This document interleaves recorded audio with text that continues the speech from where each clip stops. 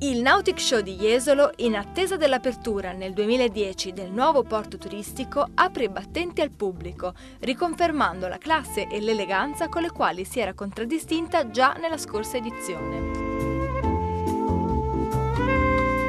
Siamo molto felici che per il secondo anno ospitiamo il Nautic Show. È un evento per noi importante perché ogni anno rappresenta il raggiungimento di un traguardo nuovo. Nella prima edizione non avevamo ancora il bacino realizzato, l'avevamo completato in una piccola parte.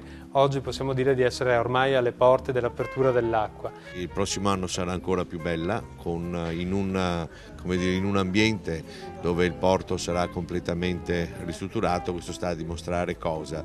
Sta a dimostrare la voglia delle nostre genti, la voglia dei nostri imprenditori di comunque lavorare, andare avanti e soprattutto vedere con ottimismo il futuro.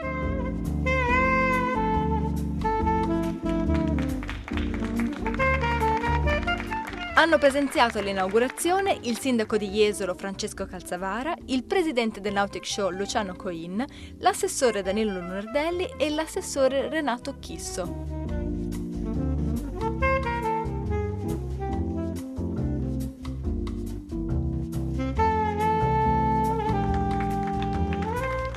Un salone di eccellenza a terra, un salone di eccellenza in acqua. Abbiamo voluto fare una manifestazione un po' diversa nella qualità, nella scelta degli espositori, come ripeto, sia in acqua che a terra.